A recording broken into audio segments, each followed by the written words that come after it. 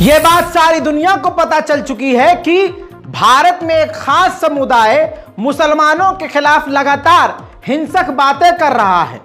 हिंदू समाज को हथियारबंद कर दिया गया है, हथियारों से लैस कर दिया गया है और खास तरह के चेहरे हैं जो लगातार मुसलमानों के खिलाफ, सिर्फ मुसलमानों के खिलाफ क्या, ईसाई समुदाय के खिलाफ, दलितों के खिलाफ, सिखों के खिलाफ, हत्ता की सुप्रीम कोर्ट के खिलाफ भी बयानात दे रहे हैं।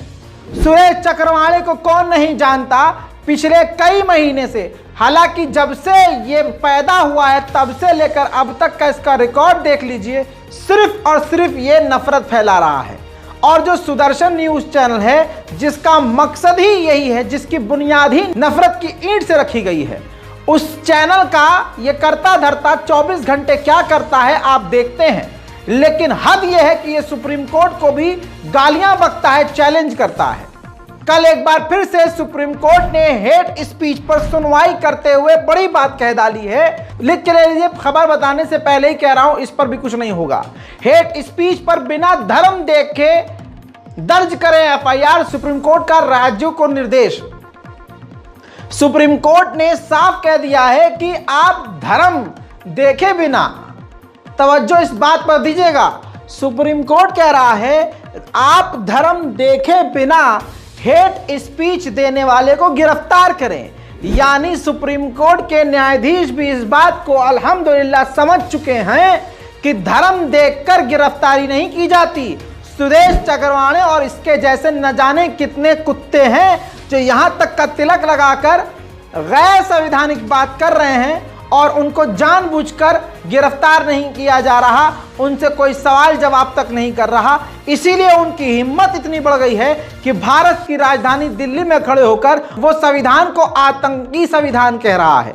सुरेश चक्रवाणे के इस बयान को कल मैं सुना चुका हूं, लेकिन ठीक इसके एक दिन बाद सुप्रीम कोर्ट ने साफ कर दिया है कि जो राज्य प्रशासन है, पुलिस प्रशासन है, जो राज्य की सरकारें हैं, तुरंत ऐसे लोगों को गिरफ्तार करें बिना उसका धर्म देखे।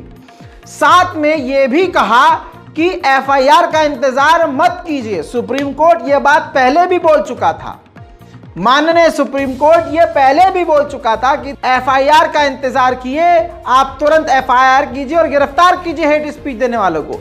लेकिन दिल्ली पुलिस हो या कोई और पुलिस हो, किसी ने ऐसा कोई कदम नहीं उठाया और सीधा सीधा सुप्रीम कोर्ट की बात को अनसुना किया। अब सुप्रीम कोर्ट भड़का है और सुप्रीम कोर्ट ने कहा कि अगर ऐसा नहीं किया गया तो सीधा सीधा ये सुप्रीम कोर्ट की अवमानना मानी जाएगी, यानी सुप्रीम कोर्ट का ये अपमान माना जाएगा।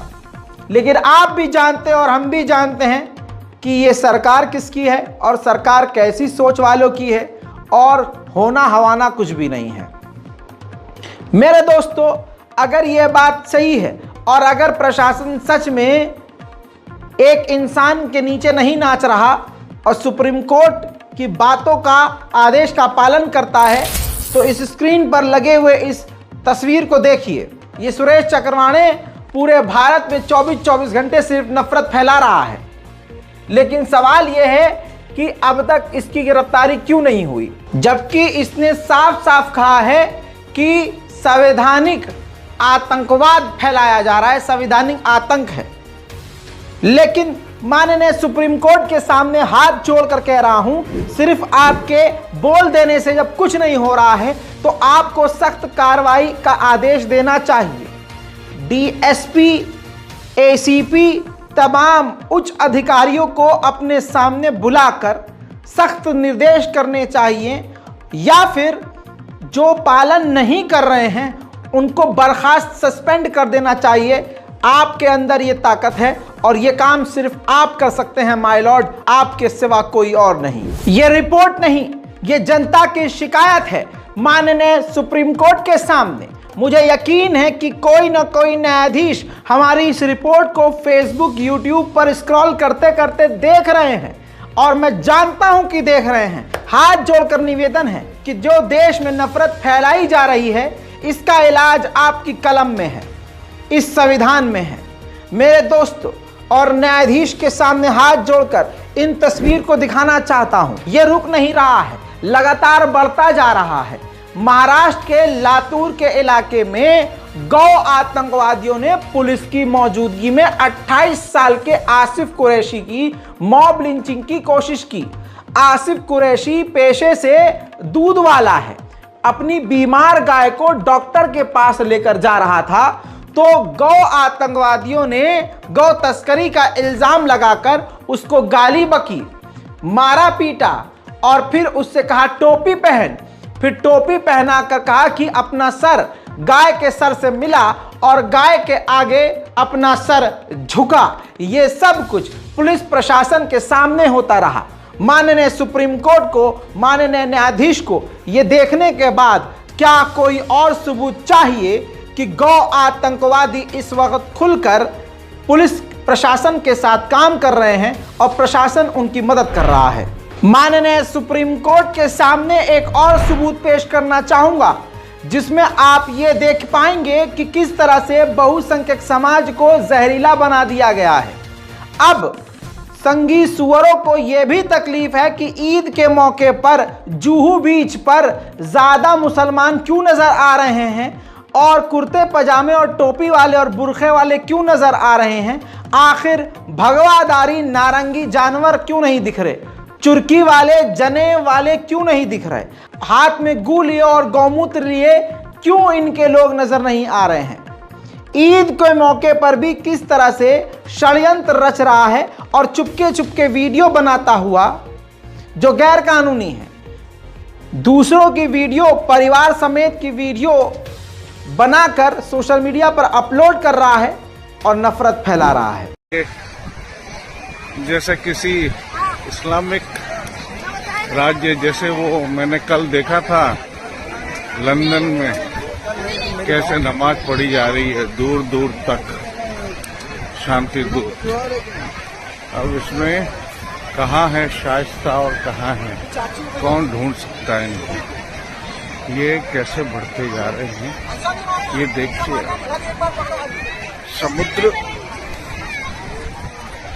समुद्र से भी ज्यादा ये है, समुद्र कम दिख रहा है ना और ये ज्यादा दिख रहा है। तो ये हम जो बचे हुए हैं ये भी संगठित। दूसरी तरफ देश की महिला रेसलर्स सड़क पर बैठी बैठी 6 दिन गवा चुकी हैं लेकिन कोई कार्रवाई नहीं हुई। तब विनेश फोगाट का दिल फटा। उन्होंने कहा कि पूरा देश क्रिकेट की पूजा करता है लेकिन एक भी क्रिकेटर ने कुछ नहीं बोला। क्या आप इतना डरते हैं, विनेश फोगाट ने कहा।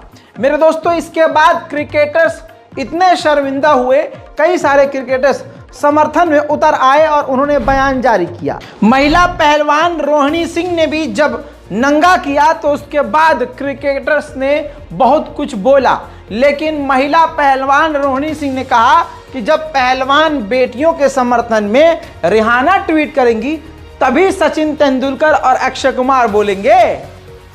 है ना कमाल की बात। इसके बाद क्रिकेटर्स ने जवाब दिया है, समर्थन किया है। सबसे पहले कपिल देव का बयान सामने आया और कपिल देव ने सवाल किया कि क्या इस देश की बेटियों को इंसाफ मिल पाएगा।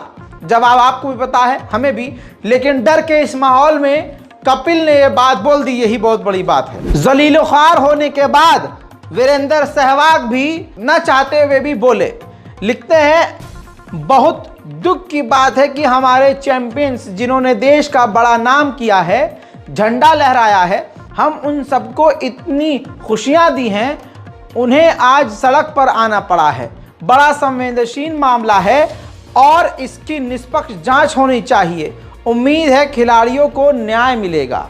इसके अलावा हरभजन सिंह ने भी ट्वीट करके समर्थन कर दिया और कहा कि काफ़ी मैं ज़्यादा शॉक्ड हूँ, देश के गौरव को सड़कों पर देखकर काफ़ी ज़्यादा दुखी हूँ। मेरी दुआ है कि इनको इंसाफ मिलना चाहिए। बस इन तमाम चीज़ों के बाद देश भर से बड़े बड़े खिलाड़ियों ने महिला खिलाड़ियों को समर्थन देना शुरू कर दिया।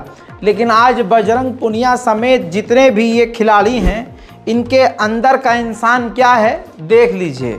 पुराने ट्वीट आपको दिखा रहा हूँ। बबीता फोगाट ने लिखा था, फैला होगा चमगादड़ से तुम्हारे वहाँ, हमारे हिंदुस्तान में तो जाहिल सुअरों से फैल रहा है। Hashtag Nizamuddin idiots. इसके अलावा गीता फोगाट, चलो आपने ये तो माना कि जमात वालों का दोष है, बाकी कुछ लोग आपकी तरह ही इसको हिंदू मुस्लिम तक ही जोड़कर देख रहे हैं। जो भी देश को हानि पहुंचाएगा वो देशद्रोही होगा, चाहे वो किसी भी धर्म से हो। गीता फोगाट ने ये बात कही थी। गीता फोगाट, यही सब आज सड़कों पर बैठे हैं और इन्हीं की बहनें सड़कों पर बैठी हैं। बबीता फोगाट ने यह भी लिखा था कि कोरोना वायरस भारत की दूसरे नंबर की सबसे बड़ी समस्या है, जाहिल जमाती अभी भी पहले नंबर पर बना हुआ है। और बजरंग पुनिया जो इस वक्त सबसे ज़्यादा उछलता हुआ आपको नज़र आ रहा है प्रदर्शन में, वो शख्स ये ट्वीट करा था, एक कुत्ता भी एक दिन रोटी खाकर अपना वफादार बन जाता है, पर कुछ इंसान देश का अनाज जन्म से खा रहे हैं फिर भी वफादार नहीं हो पाए। दोस्तों, ये इनके कुकर्म हैं। अभी कुछ वक्त पहले ये मोदी करते हुए मोदी के समर्थन में भाजपा के आईटी सेल की ज़बान में ट्वीट कर रहे थे और मुसलमानों को निशाना बना रहे थे। आज ये खुद सड़क पर बैठे हैं। इसे कहते हैं हस्बी अल्लाह व निअमल वकील, हमारे लिए हमारा परवरदिगार ही काफ़ी है। जब उसकी लाठी चलती है तो तुम चाहे मोदी के फैन हो, चाहे मोदी के बगल में खड़े होकर फोटो खिंचवाया हो, तुम्हें सड़क पर आना पड़ता है, तुम्हें जलीलो ख्वार होना पड़ता है। अब दोस्तों, एक बड़ी लॉबी है भारतीय जनता पार्टी की, आईटी सेल है, वो इन्हीं के खिलाफ सोशल मीडिया पर गंदे गंदे चीज़ें, बेकार की और अपमानजनक चीज़ें ट्वीट कर रही है और ट्वीट करवा रही है। हालांकि उस हैशटैग और उस ट्रेंड को मैं कामयाब नहीं करना चाहता अपनी इस रिपोर्ट में दिखा के, लेकिन आप देख लीजिएगा कल तक जिनके साथ ये मिलकर मुसलमानों के खिलाफ ट्वीट कर रहे थे, आज वही भीड़ इनके खिलाफ ट्वीट कर रही है। इसके अलावा जब ग्राउंड रिपोर्ट करने के लिए अंजना ओम कश्यप पहुंची आज तक की पत्रकार, जी हाँ, चाटुकारिता मोदी जी की करने वाली, जब वहाँ अपना माइक लेकर खिलाड़ियों के बीच गईं और पत्रकारिता करने का ढोंग कर रही थी, तो आस पड़ोस के भारतीयों ने अच्छे तरीके से आज तक को नंगा कर दिया और गोदी मीडिया मुर्दाबाद के नारे लगाए।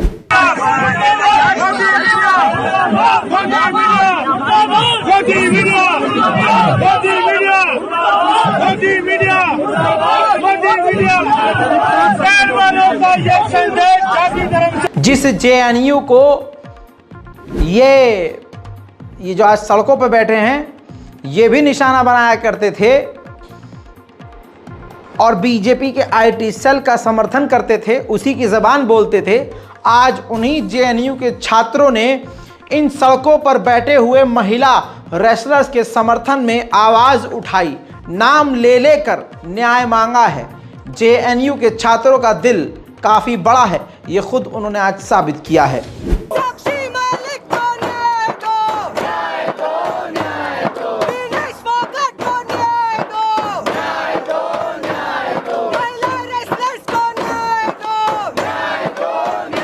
जब यही महिलाएं देश के लिए मेडल जीत के लाती है तो पूरे देश में जश्न बनता है। जब वही महिला आके बोल रही है कि हमारे खिलाफ यौन शोषण हो रहा है, हमारा साथ दीजिए, हमें न्याय हमें मिले, ये सुनिश्चित कीजिए, कहाँ है वो विद्यार्थी परिषद, कहाँ है वो भाजपा के लोग जो बेटी बचाओ बेटी पढ़ाओ को लेकर तमाम बिलबोर्ड्स लगाते हैं। ब्रिजभूषण को अरेस्ट करो, अरेस्ट करो, अरेस्ट करो, ब्रिजभूषण को अरेस्ट करो, अरेस्ट करो।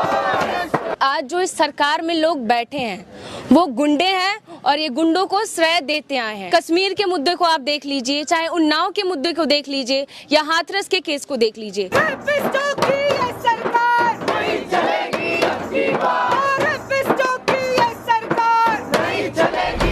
दोस्तों, आम आदमी पार्टी हो, कांग्रेस हो, कोई भी हो, सबने अब पहलवानों का समर्थन करना शुरू कर दिया।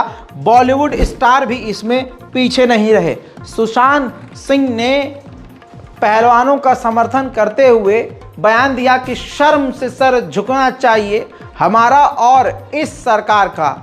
पर सर झुकाए बैठी हैं वो बेटियां जिन्होंने दुनिया में हमारा सर ऊंचा किया है।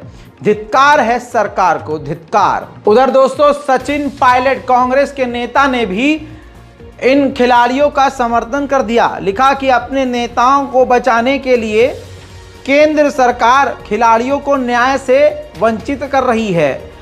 पहलवानों को कांग्रेस के नेता सचिन पायलट का खुलकर समर्थन मिल गया है। इसके अलावा भारत के खिलाड़ी नीरज चोपड़ा ने भी जमकर समर्थन किया और पूरा लंबा चौड़ा बयान जारी किया, जिसमें उन्होंने कहा कि देखकर दुख होता है, तकलीफ होती है। हमारे खिलाड़ी सड़कों पर बैठे हैं अपने न्याय को मांगने के लिए। जिन्होंने हमारा सर फख्र से ऊंचा किया, आज वो सड़क पर बैठे हैं एक न्याय मांगने के लिए। क्या हाल हो गया है इस देश का। इन तमाम चीजों के बीच पीटी उषा ने खिलाड़ियों के इन हरकत का विरोध किया, प्रदर्शन का विरोध किया। उनका ये कहना है कि भाई ये सब करने से पहले आप हमारे पास तो आते, हमारी कई संस्थाएं बनी हुई हैं। ये देश को बदनाम करने वाली बात है। जी हाँ, अब पीटी उषा एज अ खिलाड़ी ये बात नहीं कह रही हैं। जाहिर सी बात है, भारतीय जनता पार्टी की वो एक बड़ी नेता हैं। भारतीय जनता पार्टी ने उन्हें अपना एक टिकट दिया है, जिसकी वजह से उन्हें ये कहना पड़ रहा है। लेकिन एक महिला के खिलाफ कितना बोल सकती है और अपने अंदर के सम्मान, आत्मसम्मान को निकाल कर फेंक कर कोई आदमी इस तरह से गिर कैसे सकता है, मैं समझ नहीं पा रहा हूँ। लेकिन पीटी उषा का एक पुराना वीडियो आज तक का आपके सामने रख रहा हूँ, जिसमें पीटी उषा कई तरह के इल्ज़ाम लगा रही हैं। जी हाँ, पूरे सिस्टम को उन्होंने कहा था कि ह्यूमिलेट किया जा रहा है, मेरे साथ नाइंसाफ़ी की गई है और सिर्फ कुछ सेवाएं इनको ना देने की वजह से इन्होंने कहा कि मुझसे जो है गैर इंसानी रवैया रखा गया। सिर्फ इसी बात पर इन्होंने पूरा बवाल खड़ा कर दिया था और रोना धोना शुरू कर दिया था। लेकिन आज जो सड़क पर महिला खिलाड़ी बैठी हैं और वो सेक्सुअल हरेसमेंट, उनके साथ जो यौन शोषण हुआ है उसके खिलाफ अगर बोलती हैं तो वो गलत है, वो इनको बोलना नहीं चाहिए इसी औरत के मुताबिक। अब जरा ये वीडियो देख लीजिए। भोपाल में फ्लाइंग क्वीन के नाम से जाने जाने वाली पीटी उषा आज रो पड़ी। क्या हुआ बता रहे हैं हमारे संवाददाता अमित। अमित, क्या हुआ आज? देखिए, कल जो है नेशनल एथलेटिक मीट होनी है और इसमें पीटी उषा आई थी सुबह मुंबई से। फ्लाइट में 2 घंटे तक एयरपोर्ट में इंतजार करना पड़ा और उसके बाद जो है वो यहाँ पर उनको होटल का इंतजाम भी नहीं था, कमरे थे वहां भी कोई जगह नहीं थी। वो फिर उन्होंने अपना इंतजाम किया इंडियन कॉफी हाउस में, वहां रूम नंबर 101 में रुकी हैं। तो उनका सीधा कहना यह था कि हमारी फोटो लगती है, सब जगह बड़े बड़े वादे किए जाते हैं। और सबसे बड़ी बात यह है कि आज केंद्रीय मंत्री भी यहीं पर मौजूद थे, गिल साहब यहीं पर थे और उन्होंने भी काफी बड़ी बड़ी बातें की, लेकिन खिलाड़ियों को कोई ध्यान नहीं रखा जाता है। वाह भाई वाह, तुमको 4 सर्विस न मिले तो वो बहुत नाइंसाफी है। और किसी महिला खिलाड़ी की इज्जत के साथ खिलवाड़ हो रहा हो और वो न्याय मांग ले तो वो गलत है। इसमें इनकी गलती नहीं है, इसमें ये जो भाजपा का चोला इन्होंने पहना है ना, ये उसकी गलती है। कोई बात नहीं, वक्त पलटता है। आज जो सड़कों पर बैठे हैं खिलाड़ी, ये भी कल तक मोदी की टोली में शामिल होकर मोदी का समर्थन कर रहे थे, भाजपा कर रहे थे। आज जो है खून के आंसू सड़क पर रोने पड़ रहे हैं। वक्त आएगा, ये चक्का घूमेगा, ऊपर वाला नीचे ज़रूर आएगा और नीचे वाला ऊपर ज़रूर जाएगा। मेरे दोस्तों, इसका सबूत और आपको दे देता हूँ।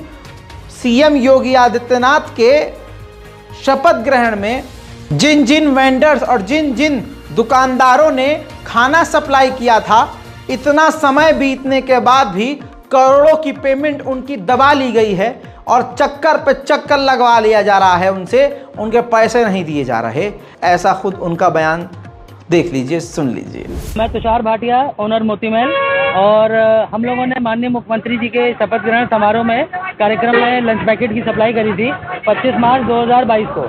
और आज लगभग 11 महीने बीतने के बाद जो है हम लोग अपना सबर कमान हम लोग का टूटा है, और जिसके कारण हम लोग डीएम साहब के पास गए अपनी अरदास लेकर के कि भैया हमारी पेमेंट करवाई जाए। कई लोगों की पेमेंट हो चुकी है और हम लोग की भी पेमेंट करी जाए, क्योंकि हम लोगों ने सारा कार्य किया, सब कुछ किया, सब बढ़िया सफलतापूर्वक सारा कुछ ओके हो गया। और सब कुछ होने के बाद जो है आज हमको डीएम साहब से एक रिप्लाई मिलता है कि जो है आप लोगों की हैसियत देख करके आपको काम दिया गया था। हैसियत से डीएम साहब का क्या लेना देना है, हमारी क्या हैसियत है और क्या हैसियत नहीं है। अच्छा, कितने का पेमेंट आपका हुआ है? हम लोग का टोटल 1,62,00,000 रुपए का पेमेंट बाकी बचा है। अभी जो वेंडर्स हैं, करीब 9 वेंडर्स हैं, जिसमें कि सभी प्रस्थानिक लोग हैं, रॉयल कैफे है, विंदासनी है, रॉयल डिलाइट है, बाउल एंड बॉक्सेस है, फूड सप्लाई करा द कुक है। हाँ, हम लोगों ने फूड पैकेट सप्लाई किया था। हम लोग को पैसा मिलना चाहिए। आज 11 महीने हो गए। 11 महीने बाद डीएम साहब जो है कह रहे हैं आपको धरने पे बैठना है, तो धरने पे बैठिए, आप स्वतंत्र हैं। सुना दोस्तों? हाँ, तो नंबर सबका आएगा। अब महिला पहलवानों की कोई सुन तो रहा था नहीं, लेकिन शुक्र है अल्लाह का कि हमारे सीजीआई का दिल नर्म हुआ और उन्होंने फिर बयान दिया कि ब्रजभूषण पर एफआईआर दर्ज की जाए और नाबालिग पहलवान महिलाओं को सुरक्षा दी जाए। और इस पूरे केस में आगे पुलिस क्या करती है इसकी पड़ताल मैं अगले हफ्ते करूंगा।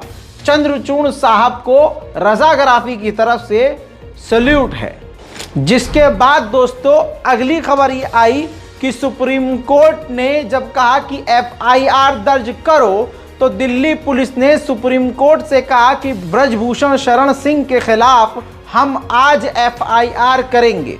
जिसके बाद एक बड़ी खबर ताज़ा देर रात सामने आई। इसमें यह बात सामने आई, लंबी जद्दोजहद के बाद WFI अध्यक्ष ब्रजभूषण के खिलाफ एफआईआर दर्ज हो चुकी है। पॉक्सको एक्ट के तहत कार्रवाई की गई है।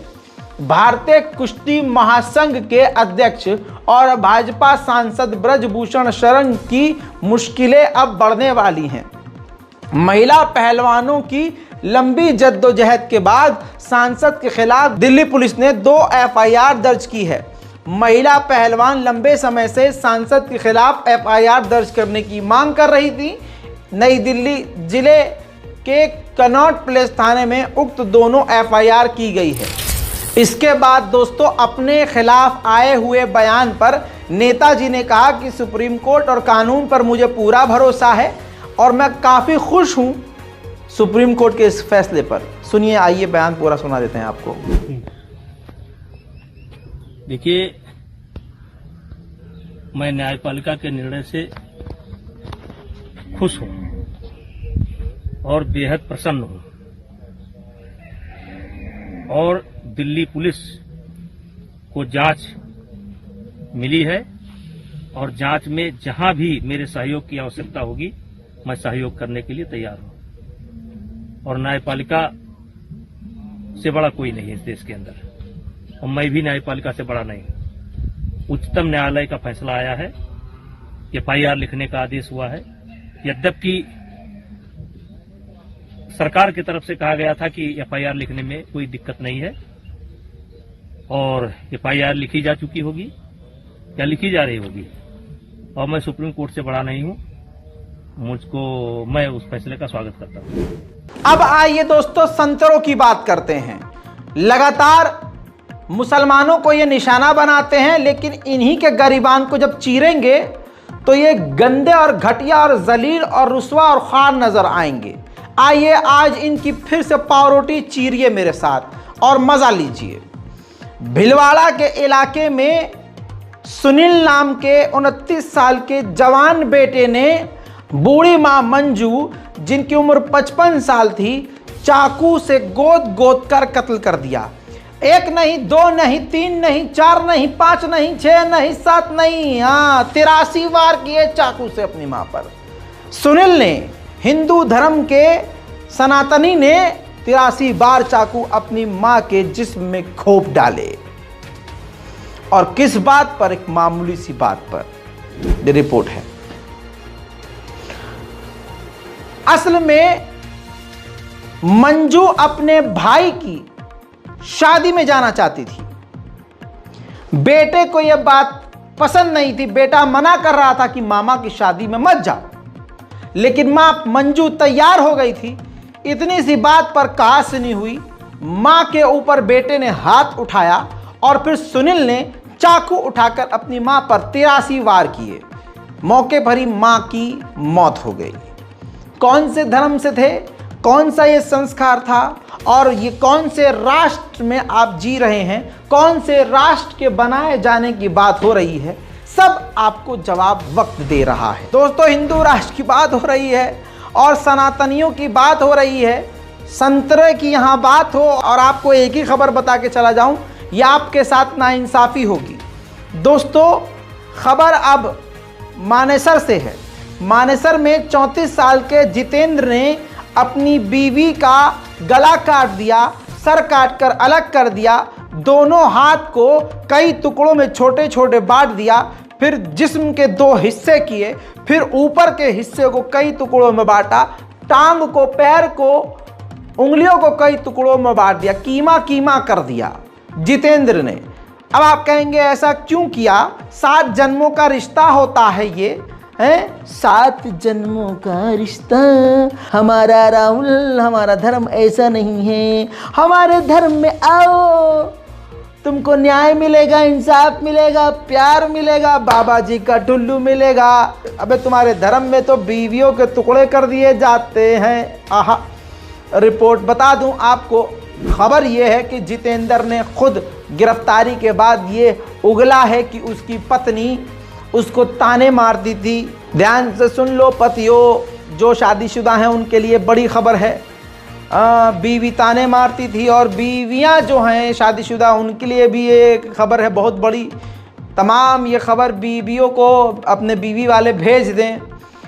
बीवी ताने मारती थी और कहती थी पैसा नहीं है, और पैसा नहीं होता था जिसकी वजह से चिक चिक बाजी हुआ करती थी।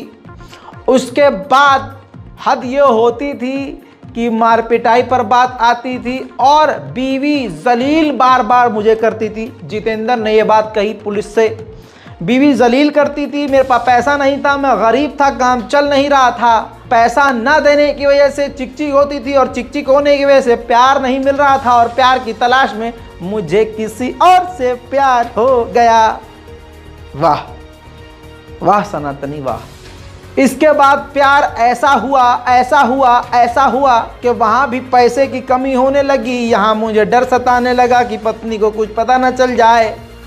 इसी बीच में एक दिन मौका देखकर मैंने बीवी का ही खात्मा कर दिया। जितेंद्र साहब खुद बता रहे हैं। फिर उन्होंने कहा कि मैं ये जानता था कि अपनी पत्नी की लाश को मैं इस तरह से छुपा नहीं सकता, इस वजह से अलग अलग हथियारों और धारदार चीज़ से मैंने अपनी पत्नी के जिस्म के कई टुकड़े किए, और पास के गांव में जाकर खेत के बीचों बीच एक सुनसान घर के अंदर उसके लाश के टुकड़ों को जलाना शुरू कर दिया। दोस्तों, इसके अलावा मैं आपको क्या बताऊं, और संघी कुत्ते ये ऐलान कर रहे हैं कि मुसलमानों, ओ मुसलमान की लड़कियों, हम सनातनियों से प्रेम करो, शादी करो। अरे धात थू। भैया जी आप तो। इसके अलावा दोस्तों, मर गया मरदूद, न फातिहा न दुरूद। बात कर रहा हूं मैं तारीख फटे की। तारीख फतेह नहीं, तारीख फटे, जिसकी जिंदगी फटी और आखिरत में भी फटेगी। दोस्तों, बिल आखिर 3 रोज के बाद तारीख फटे की लाश को आग के हवाले कर दिया गया। 3 रोज तक तारीख फतेह का परिवार कनाडा की मुस्लिम कम्युनिटी से वहां कब्रिस्तान में तदफीन की इजाज़त मांगता रहा, लेकिन कैनेडियन मुस्लिम ने इस बात की इजाज़त नहीं दी, जिसके बाद परिवार वालों ने तारीख फटे की लाश का दाह संस्कार कर दिया। दाह संस्कार करने के बाद परिवार का यह भी कहना है कि वो दाह संस्कार ही चाहते थे। फिर सवाल ये है कि अगर तारीख फटे दाह संस्कार चाहता था तो 3 दिन तक उनकी लाश को रखकर जलील करने या खुद जलील होने की वजह क्या थी? इसके अलावा महिलाओं, मुस्लिम महिलाओं को कहा जा रहा है सनातनी में आओ, तुमको सुकून मिलेगा, न दहेज देना पड़ेगा, न 3 पत्नियों का डर रहेगा। आइए मेरे दोस्तों, रिपोर्ट आपकी स्क्रीन पर है। भारत की राजधानी दिल्ली की खबर है। खबर इस प्रकार है कि दिल्ली के एक व्यक्ति ने, जिसका नाम विजयवीर है, अपनी पत्नी को सोते हुए कुल्हाड़ी से उसकी गर्दन पर वार करके उसका कत्ल कर दिया। साथ में अपने छोटे छोटे बेटा और बेटी की गर्दन पर भी इसने वार करके उनको कत्ल करने की कोशिश की। रीज़न ये था कि वो दहेज मांगना चाह रहा था, दहेज की डिमांड कर रहा था पत्नी से कि तू दहेज लेके आ, पैसा ले अपने मायके से, पैसा घसीट। और इसके अलावा उसका एक्सटर्नल अफेयर चल रहा था, यानी शादीशुदा था, 2 बच्चे थे, एक अच्छी सी बीवी थी, लेकिन बीवी के घर वालों से पैसा ऐंठना चाह रहा था विजय वीर, और बाहर चक्कर भी चल रहा था। जो इस्लाम को जलील कर रहे थे आज एक एक करके खुद जलील हो रहे हैं।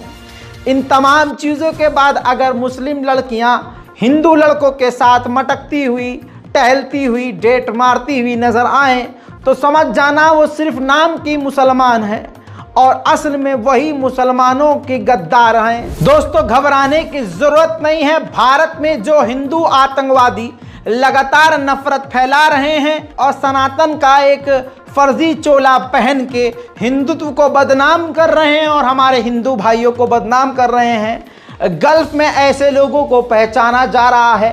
भारत के रिश्ते कतर के साथ काफ़ी बेहतर हैं, ऐसे में अरब देशों के साथ जहां भारत के रिश्ते बेहतर हैं, बहुत जल्द ख़राब होने वाले हैं। स्क्रीन पर इस रिपोर्ट को देखिए।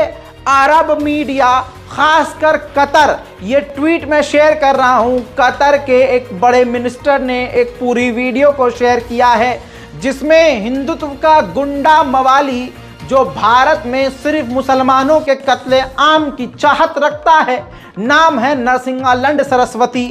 इसने अभी काबा शरीफ पर आपत्तिजनक बयान देते हुए कहा कि वो मक्केश्वर मंदिर है और आबे जमजम को भी इसने हिंदुत्व का पानी करार दिया। हम भी ये सोच रहे थे कि आखिर गल्फ अरब देश ऐसे और इतना मुर्दा कैसे हो सकते हैं, लेकिन हम गलत साबित हुए। अरब देश इस पर सतर्क हो गए हैं और अरब में ये खबरें चल रही हैं और आप देख रहे हैं कि कतर के एक सीनियर अफसर अधिकारी ने इस वीडियो को शेयर करके काफ़ी तल्ख सवाल खड़े किए हैं। तो दोस्तों, आने वाले समय में इसी तरह से अरब ने जिंदा होने का सबूत दिया तो दिन में तारे मोदी सरकार को नजर आ जाएंगे।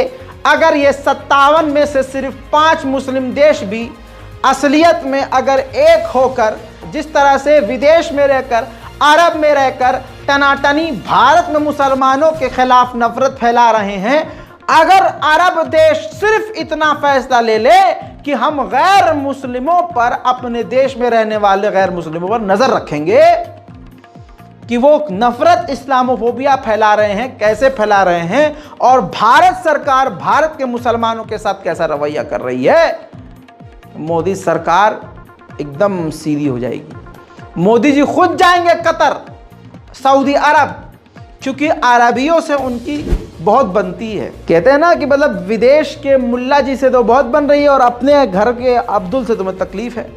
ये सारी तस्वीरें चीख चीख कर कह रही हैं कि भाई मोदी जी का बहुत बेहतर रिश्ता है अरबियों के साथ। भारतीय जनता पार्टी बहुत, मतलब क्या ही कहें, लेकिन भारत के मुसलमानों के साथ। ये जो मैंने आपको दिखाया ये कतर के थे। कतर के एक बड़े नेता, राजनेता हैं। अब अरब, सऊदी अरब के राजनेता को देख लीजिए, उन्होंने क्या ट्वीट किया है।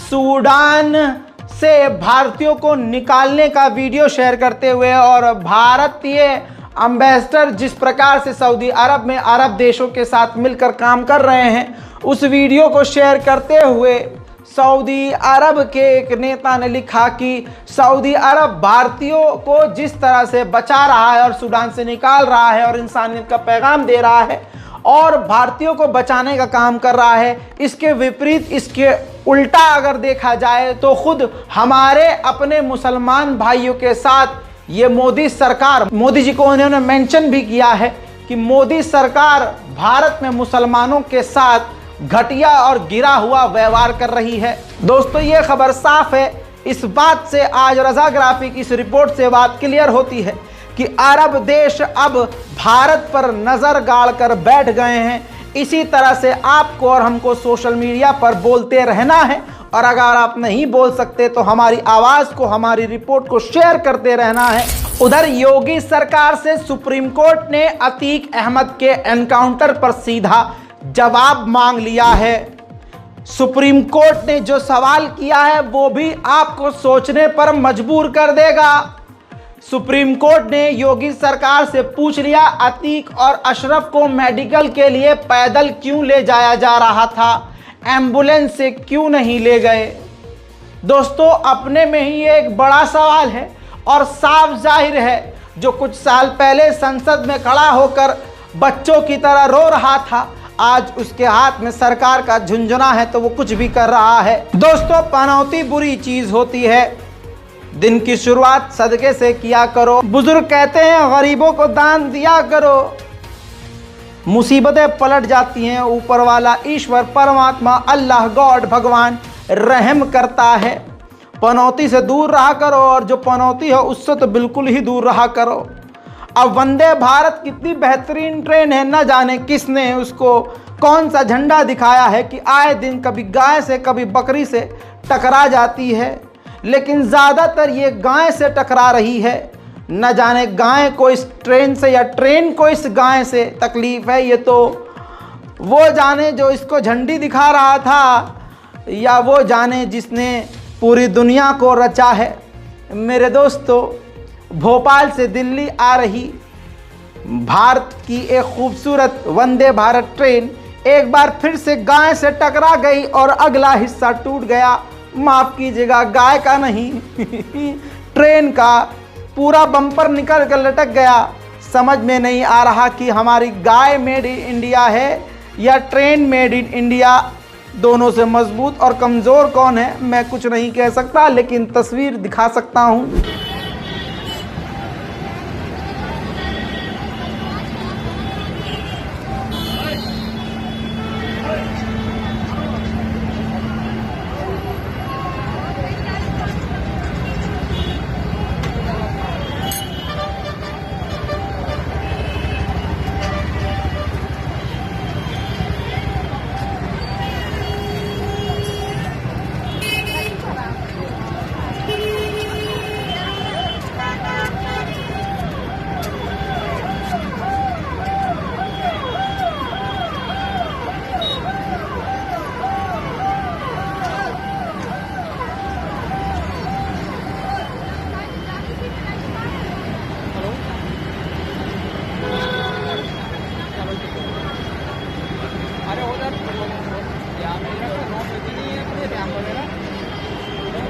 इसके अलावा मेरे दोस्तों, आपके सामने एक और बड़ी खबर रखने जा रहा हूं, ताकि मुस्लिम समाज की लड़कियों को जिस तरह से भगवा लव ट्रैप में फंसाया जा रहा है, आंखें खुल जाएं और इस्लाम में पैदा होने पर शुक्र अदा करें।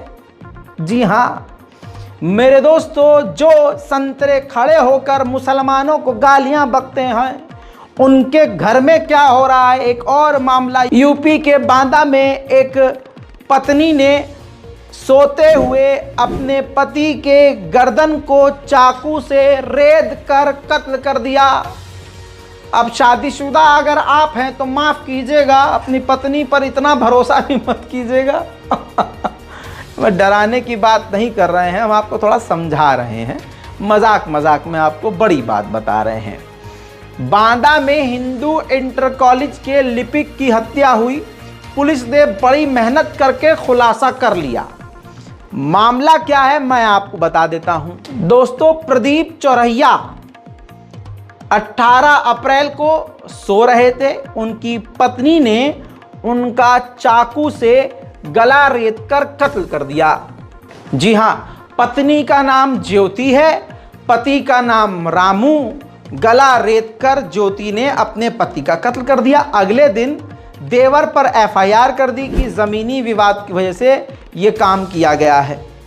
पुलिस ने जब छानबीन करी और काफ़ी गहनता से जांच करी, तब पता चला कि पत्नी का किसी दूसरे ढाबे वाले के साथ, वो भी हिंदू समाज से, बहुसंख्यक समाज से था, ज्योति का उससे दीपक जल रहा था। ज्योति की ज्योति उस दीपक पे निछावर हो रही थी और पति बीच में अड़ रहा था, तो पति का पता परमानेंटली चेंज करवा दिया ज्योति ने ऊपर। अब पुलिस ने ज्योति को गिरफ्तार कर लिया है और उसके बॉयफ्रेंड को भी गिरफ्तार कर लिया है और उसके बॉयफ्रेंड के एक साथी को भी गिरफ्तार कर लिया है। मुसलमानों में ये होता है, वो होता है, मोहब्बत नहीं मिलती, सम्मान नहीं मिलता, ही। अरे भैया, ऐसा तो कहीं नहीं होता, और अगर होता है तो जो यहाँ होता है वो वहाँ भी होता है, क्योंकि क्राइम करने वाले का मजहब नहीं देखना चाहिए।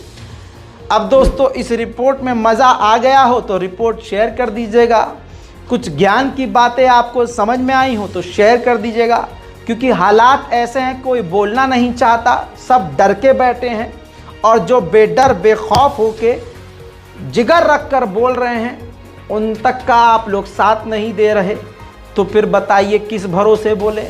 मैं वैसे भी सिर्फ अल्लाह भरोसे चलता हूँ, आपसे मांगता क्या हूँ, एक लाइक, एक शेयर और एक सब्सक्राइब कर लिया है तो अच्छी बात है, नहीं किया है तो कीजिए और दूसरों से भी करवाइए। जितनी हमारी ताकत बढ़ेगी रज़ाग्राफ़ी की आवाज़ उतनी दूर तक जाएगी और आप जो कहेंगे वही होगा और आपके दिल की आवाज़ रज़ाग्राफ़ी उठाता रहेगा। जय हिंद।